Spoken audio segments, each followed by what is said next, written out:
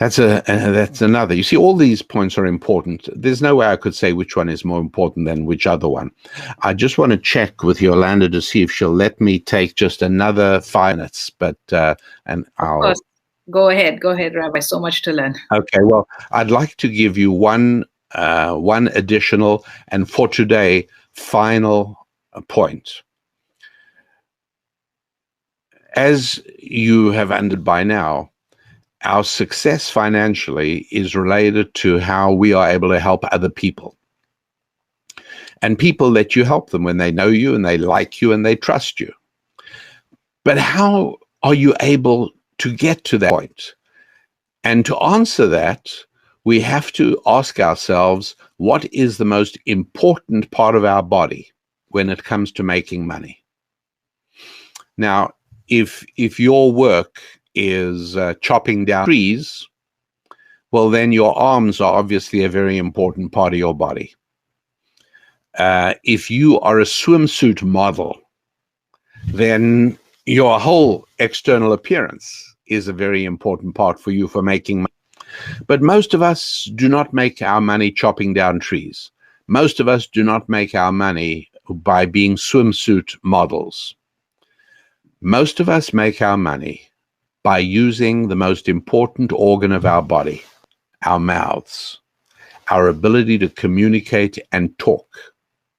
And so I want to give you a huge secret. This secret is worth more money to you than you can imagine. I want you to understand this is very, very serious.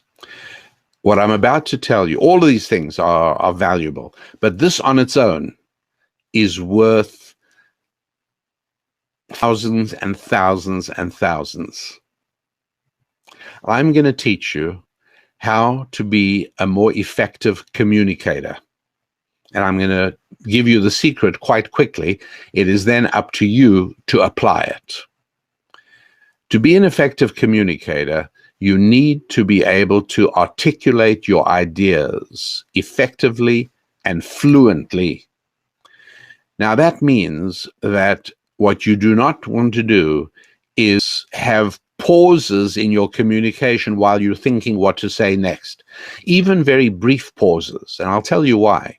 And you'll see when you have this information I'm giving you, you'll see it work with other people who talk to you. That is, our minds are conditioned to translate a pause as insincerity. Did you see? I just did that. We translate pauses as insincerity. So you are having trouble articulating your thought. You're trying to explain to somebody what you can do for them. You're trying to explain to somebody how them hiring you would be a very good idea. You're trying to explain to them how them buying your product, whether it's insurance or anything else, is going to improve their lives. The last thing you want is to come across as insincere. And so it becomes extremely important for you to communicate your point effectively and fluidly and smoothly and fluently. Impossible to do that if you're somebody who just doesn't communicate so easily. How do you improve that? The answer is read aloud from a good book for at least half an hour, 3 times a week. If you do that, within 5 weeks, people are going to start saying to you, you sound very good. I don't know what it is. There's something different about you. That's what it is. Let me repeat that. I want you to accept the commitment with self-discipline to read aloud from a good book 3 times a week for half an hour at a time. You can read to somebody. Maybe your spouse would like you to read to them. Maybe there's a child who'd like you to read to them. But it's just fine to read to yourself. Your ears must hear your lips enunciate those words.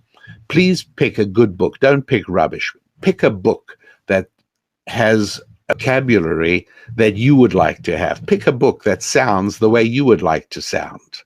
You can use the Bible, by the way. Many great speakers of history, many great orators of history trained themselves by reading aloud with the Bible. The important thing is your own ears must hear your own lips and tongue enunciate those words for half an hour, 3 times a week.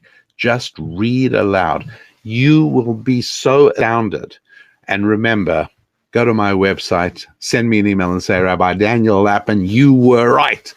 I can't believe the impact this has had on my ability to communicate. That's right. Literally, if it changed your ability to communicate, it'll change your ability to create wealth. Very, very important indeed. My friends, I would love to spend more time with you. I sincerely would love to hear from you with stories and testimonies of your own achievements and the ways in which you have transformed your financial destiny using the financial principles of ancient Jewish wisdom. Thank you for allowing me into your life. I'm Rabbi Daniel Lapin. God bless. Thank you so much, Rabbi. Before you go, I just wanted to quickly No need to be quick. I'm in no rush. I'm happy for the time I'm with you. So say whatever you want to say. Take your time. Okay. I remember reading in some of your, or watching in one of your other trainings, you spoke about how we should not view ourselves as employees, but view ourselves as being in business. If you could take a couple of minutes to quickly run through that for our guests and explain more about that. Yes, thank you. That's another very important principle. You know, I mentioned 5 Jewish men who came as penniless refugees who could not talk English, arrived in the United States in the early 1950s and became huge successes. They all did it by eventually starting their own businesses. Oh, I just want to see. Good. Expressing gratitude for listening to yourself. Well, that's very good. Yeah, you're right. That's wonderful. I appreciate that. And then, Dion, not a good communicator. Fine. That's for today. You're not a good communicator today. In 5 weeks' time, I want to hear from you that you've become a much improved communicator. And that improvement continues. Don't stop doing this after 5 weeks. I'm just saying that in 5 weeks, you'll see the benefits. Okay, so the goal, the goal is always to see yourself as your own boss, your own, the head of your own business. But what can I do? I'm an employee. That's fine. You still got to think of yourself as the president of your own company called Meek. And what is your business? Your business is renting out your services of your most important employee. That's you. And so I remember somebody coming up to me after a speech where I was teaching this point in a seminar, and she said, "I work in a restaurant. I'm nothing but a waitress." And that's how can I possibly think of myself as being in business? And I said, "Well, you are. It is true that at the moment you only have one customer. Do you understand? Your employer is not your employer, it's your customer. And your customer has customers who are the people who eat in the restaurant, but your customer is the restaurant owner. And you are supplying your services and your skills to him. And by the fact that you are warm and friendly and you have a smile on your face, that makes you valuable to his customers, which means you're valuable to him. But he is your customer. So if you think of yourself as you're just an employee, then you think of yourself as a passive victim of life, a passive victim of circumstance. This happened to you, that happened to you. But when you realize you are the captain of your own ship, when you realize that you are the head of your own company, and nobody cares about your finances more than you, maybe your mother, but nobody else. And so you learn to think of yourself as the head of your own company. You can even have a board of directors. Maybe you have a relative who is a wise person. Maybe you have a family friend who is successful in business. You ask these people to be on your board of directors. You ask them to be your advisors. They say, well, what am I going to have to do? All you're going to have to do is meet with me once a month for half an hour, and I will have some questions for you. You will be amazed how willing people will be to do that, particularly if you show gratitude and appreciation. But you'll talk to them and say, hey, in terms of my business, which at the moment is applying waiting services to one customer, namely this restaurant, are there any ideas you have? Well, they may say, well, what is your work schedule? Well, I work every evening from 5 p.m. to 10 p.m. Okay, what do you do during the daytime? Well, I don't know. Well, why don't you find another customer? Find a business restaurant that caters to business professionals and become a waiter there for time. Now you've got 2 customers. Well, thank you. That's a very good idea. All kinds of things will come to you when you change your thinking that I'm not an employee. I'm an independent business person. Yeah, I understand. You have a job, you have a boss. I got all that.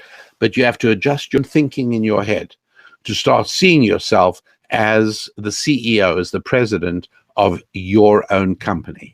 And that changes everything. It makes it much closer to the time where you, in fact, will start entirely your own company, and then you have not a dramatic change from an employee to a business owner, but simply moving from one kind of business owner to another kind of business owner, and you're growing along the same path, along that same trajectory, moving upwards all the time, and in that way, you will be astounded at how well you are going to be able to improve your financial condition.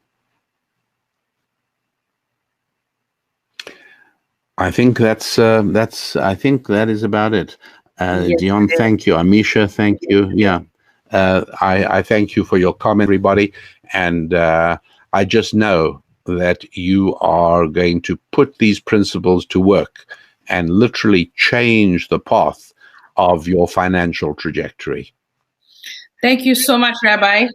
Guy, I've done is I put a link of a South African book supplier where you can go ahead and get Daniel Lapin's resources if you want to know more about what he has to say. But we'll see you guys in the next session. And Rabbi, I am so grateful for having you on today, and we've learned so much from you. It's an honor to have been with you. I really am. I've been excited ever since you and I first spoke. Yeah. I've been very excited about what you're doing in South Africa, and I feel privileged. I feel genuinely privileged that you gave me an opportunity to participate. So God bless you, and God bless all our guests. We want to see you all succeed. Thank you so much. Okay, guys, we'll see you in the next session.